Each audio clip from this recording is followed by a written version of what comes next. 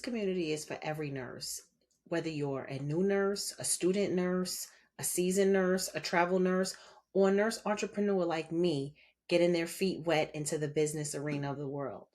So I wanted to create this platform because I just see that there's something missing. And the things that God has been doing in my life, I wanted to come and share and have a place of like refuge for nurses. I don't see a lot of platforms where we can just have nurse talk. Like we can come talk about our shifts. We can talk about business. We can talk about family, men, husbands, boyfriends, whatever it is the case, them kids, everything. I wanted to have a genuine space for nurses that we could really just let our hair down and most importantly, build. So what I did was I created resilience loading because resilience builds the nurse, loading builds the lifestyle. We're taught resilience from the minute we hit the ground running, bedside, whatever type of nursing you do, you are taught resilience. Now, as I've tenured in my career, I'm more about teaching nurses how to use that resilience and add the loading part to load up a new lifestyle. So, resilience loading was created by me back in 2023 under a great mentor, and I have been building this company brick by brick. And it finally has come to me that, travel nursing is my thing. So, I decided that I would create products, I would create a community for nurses to just learn more about travel nursing and really like hear my testimony about what travel nursing did for me. So to start off with my story, I was an OR nurse, started out brand spanking new, knew nothing about nursing, did OR nursing, got hired in New York. I was working in the Bronx, and I did that for a while. Back then, my mentor, he trained me to do everything from pre-op, pack you, do the operation, order all the drugs for the surgery center, everything. And from then on, I decided I wanted bedside experience. So I got a job doing bedside at a level one trauma center in Staten Island, New York. And I did that for about 2 years. And then I decided I wanted to go to the upper room, to the ICU. I'm very silly. So you'll learn that as you watch more of my videos. But I decided I wanted to go up to the ICU and because I wanted to pursue CRNA. So when I got up there, it was great. Like it was a gravy train for me because the residents that I was on the med surge floor, they actually were coming up to the ICU with me. So it was like the whole family from the unit that I was working on migrated to the unit. So that meant whenever I needed a order, I got it. I got whatever I wanted. Well, that didn't create the best environment for me because the older nurses who were already there pretty much saw that and they were haters, basically, in a nutshell. And that's where I started to notice things happening to my patients. I started noticing that I was given the heavier loads just because, like, okay, well, she's got all these connections. The doctors do anything she wants. Let's give her the train wrecks. And that's exactly what they did. Now, me, I'm a New York girl from the projects. I'm always up for a challenge. Like, you can't threaten me with a good time. So, I took care of my patients and I took care of them well. But what it did to my mind and my body was something different. So I experienced burnout 5 years into my nursing career. I had only been up in the unit for almost a year. It wasn't even a full year yet till I started experiencing burnout. And I'm going to tell you, my body told on me before anything ever could. I was losing weight. I remember jotting it down in an old iPad that I had. I was losing weight. I lost like 10 pounds within 1 week. Like it was that bad. I was feeling nauseous. I was having like so many weird symptoms that at the time I was married to my ex husband, I thought I was pregnant because we were trying to conceive. Well, I wasn't pregnant. Turns out your girl needed a vacation. So that's exactly what I set in my mind to do. So I consulted with my ex husband at the time, and I have family and I have best friends in Florida. So I decided to take a 30-day FMLA leave. Like, yes, Your girl took a 30-day FMLA leave because that job was trying to kill me. I could not take it anymore, and I thought that that was the smartest thing to do. So, with that being said, that 30-day FMLA landed me in West Palm Beach, sunny Florida, on the beaches with my goddaughters. And I stayed there for about a month. And I went back and forth from Tampa to West Palm because I had family in Tampa as well. And I was just on the mission to recover. And I did. I actually did. I bounced right back. And there's where my testimony of resilience comes in, because that is what I needed. I needed to get away from all of the stress of the job, the stress of the home with trying to have a baby that wasn't happening. Everything was weighing on me, and I just needed a break. Well, when I got back to New York after the 30-day FMLA, something didn't settle right in my spirit when it was time for me to go back to work. So I called out. I was due back. I called out. I couldn't do it. And then I remember having the worst case of insomnia. And that insomnia kept me up. And I was just praising God. I was listening to worship music. I was just going through it. And I'm like, what is this? Like, why am I feeling this way? Like, I feel sick, like physically sick. Like, I cannot go back to that job. So then, of course, I just decided, like, I'm not going back. So my ex-husband at the time was like, well, you kind of need to go back, you really, shouldn't quit your job, all the things. My family at the time too, they were like, you're going to quit nursing. What are you going to do? What are you going to do? And I had this big idea that, I felt was a vision from God that, oh, I'm going to go right. Like this 5 years of nursing, just this 1 year of nursing in ICU has been a movie. So I'm going to go right. And they thought, oh, I was crazy, which is another video, another day. They all thought I was crazy, but I was determined. I was determined to find my peace. I was determined to move whoever was in my way that wasn't adding value to where I needed to be mentally, physically, spiritually, all the things. So I actually did go back for a shift. And this is where it got crazy, y'all. So I had the worst patient, and this is why I'm sharing this story, because I know there's a nurse out there that's probably experiencing the same or similar situation. So my body, my mind, everything told me not to go. I still went. Well, I had the worst train wreck patient. Okay. This patient was on 38 medications. I'll never forget it. I don't care how many years ago it was.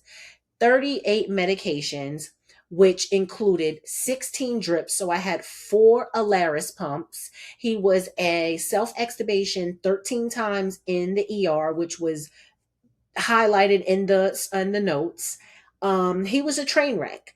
And I had finally gotten him down like to a science with all his drips. And back then, this was like 2013. So back then, nurses, we were compounding our own drips. So I was mixing the cardizem, doing all the things. And they promised me, which when I say they, management promised me that I would not get another patient. Well, guess what? At about 5 o'clock, because I was 12 hours, at about 5 o'clock, they sent me up a GI bleed with no orders and 2 units of blood hanging. And I thought I was going to blow a gasket. So I ended up going, I took a break. I'm like, I handed off to a nurse. I'm like, listen, my guy in such and such bay, he's stable right now. I need you to do this admit because I cannot admit a GI bleed. So she's like, sure, just grab me the orders. And I'm like, okay. So I go get the chart because everything was pretty much back on in paper on that time. So I go get the chart. There's no chart. They literally sent the patient up from the ER with no chart. So that means I had no chart. I had no orders. All I had was this patient with 2 units of blood hanging. And guess what, y'all? He was soiled so bad. The gurney that they sent him up on was soaked with GI bleed stuff. You know where I'm going if been in the game a minute now. He was soaked, right? So got the manager. I'm like, you guys got to step in. I'm going on a break. Like, I'm not dealing with this. This is not my portion. So before I go on a break, I happened to go to the MAR, the medication administration record. I happened to go to my MAR and I'm like, let me make sure I sign for this for my patient. It was a medication I wanted to make sure I signed for in his MAR, and it's something silly like Pepsid. But that's how like gone my mind was. Like I was like making sure I did the silliest things. So I go check on the MAR, and the nurse that's covering for me, she's walking out of the room, and I see my patient's arm fly up like this, and I run in the room, grab his arm in the restrains him back down, and she jumps like she saw a ghost. Do you know this lady intentionally untied my patient and proceeded to walk out the room? Like, this was that type of nurse bullying I had never experienced in my life. And I'm going to tell y'all, that was my last day working at that job. I resigned immediately. I finished my shift, of course, with grace, with a good attitude. My patients were good. I got the GI bleed settled. They added another medication to my patient that already was on 38 with a peg tube. He had an OG tube, an ET tube, and a rectal. He was a train wreck. But they added another medication to him. I settled him. And I'll never forget that night. I didn't get out of work until 8 o'clock because I had so much charting that I was behind on. I wanted to share this testimony with you, with the nurse right now that is getting the heavy patient loads, the nurse that is not sure what burnout looks like, not sure what burnout feels like. This is for you. This video is for you. This message is for you. If you feel an inkling, and I mean an inkling, that something is not right, do not go to work. You are allowed to take care of yourself and take care of your body, because that's the only thing that you have control of, and that's your most valued possession. Okay? Call out. I am pro call out. If you cannot show up to that bedside as your best self for the patients, do not go to work. So I resigned because, again, I was already in that state of mind, and I was done. And what happened after that was a few things. The manager, of course, called me personally and, asked me to come talk to her. What happened? I heard you had a bad weekend, because this happened on the weekend, of course, when things typically go down. And she just was like, you could tell she was concerned, but she was also scared that I was going to sue. And I'm not the type to sue. I definitely feel like I could have had a lawsuit because of the way that I documented my health. It was insane. Like, I had a holistic physician's assistant that I was seeking out in New Jersey, because I just felt like something wasn't right. I had a physical done. So everything was documented. So I had all the medical documentation to like back up, like, hey, I am burning out. And then I also had the documentation about the unsafe patients that they would give me. As somebody that's technically new to the ICU, I was getting the worst patients. And the other part of it too was that, when you go to the ICU, you're either going to make it or you're not. So the other weight of that was the post-mortem care up there. Like, in the unit, the post-mortem care, I don't think gets enough attention. Like, you really have to take care of your post-mortem patient, do everything, and go on about your day as if nothing happened. And mentally, that takes a toll on you, especially if you're a nurse that really cares about the profession and about people, as you should. um so anyway, back to the manager. She, wanted me to come talk to her, and I did. But something in my mind and my soul clicked, and was like, I'm going to talk to you on my own time. I told her, I said, I'll come talk to you in a couple of days. So a couple of days later, I remember, I never forget this. It's hilarious to me. I remember being hungry because I had gotten my appetite back because I was done with the job. And I remember being hungry, and I went and got this chicken parmesan dinner. by the hospital, and I called her random, and I was like, hey, I'm over here grabbing lunch. I can come talk to you now, but I'm going to bring my lunch and I'm going to eat my lunch while I talk to you. And she was like, okay, sure, no problem. Come on over. I'll be waiting for you.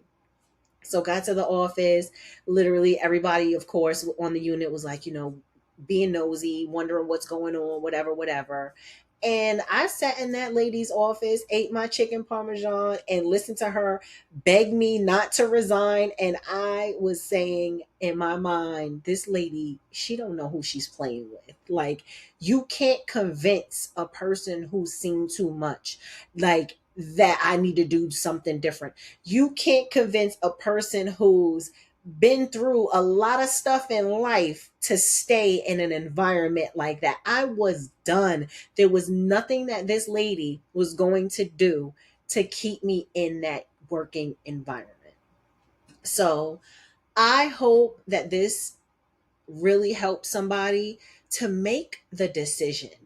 And I decided that that's going to be my next video. So I hope you'll like, subscribe, join the community, because my next video is going to be about making the decision, because you have to come back to see what I did next. I was going to spill it on this video, but I think that this was a lot. This was a lot. And I want you to come back. I want you to like, subscribe, join the community. I want you to check out my website, resilienceloading.com. I do a lot of awesome things for nurses. I'm actually getting ready to start a mentoring program for some new nurses. So I'm going to be handpicking. I want to say I cap my number at 2 student nurses, because I want to really give somebody like a solid start. Like when they graduate nursing school and hit the ground running, I want them to be equipped with a mentor for free, guys. Like, I'm not playing. I don't play about nursing. Never did, never will. So I'm going to be doing that. Check out the website. I do have an ebook that I just dropped. I'm very proud of it. It's called the Nurse Income Playbook. And it is your playbook to multiple streams. If you are a nurse and you do not have multiple streams, you need to holler at me, and let's get this going. We need an LLC, we need a side business. However you want to do it, I do not care about the how. What I care about and what I'm investing in is the what and the when you're going to get moving. Travel nursing. That's another big thing that I talk about. I am a travel nurse advocate because I did it for over 15 years, which that's a little clue for next video, what you see, what you will see, and what I did next. Travel nursing paved the way for me, my family. Like, it gave me a whole new lifestyle. So I wrote I wrote a book about it, but I also did an audio book. So I did an audio book, How to Launch Your Travel Nurse Career. And I also did a course, Your Transition into Travel Nursing, because I don't feel like new travel nurses, they get the full idea of what it is to actually transition from staff to travel. So I have those 3 things on my website. Check it out. Follow me on all my social media handles. On Instagram, I'm Natara_askew. And then also follow the community page at Resilience Loading. Facebook, you can find me at Natara J. Askew. And also, I did start a Facebook group. It's called the Leverage Club. I'm so excited about that. That is where I'm getting ready to be really active in giving money tips for nursing. Like, in my ebook, I wrote about 16 businesses that I for sure know that nurses are doing, including myself. So I want you to join the Facebook group. It is going to go down over there. So guys, I appreciate you for tuning in. If you stayed this far, remember, resilience builds the nurse and loading builds a lifestyle. Follow me, stick with me. Let's load up a brand new life. We are not working jobs anymore and letting the jobs work us. We're changing the trajectory of our lives. So until the next video, I'll see you guys soon.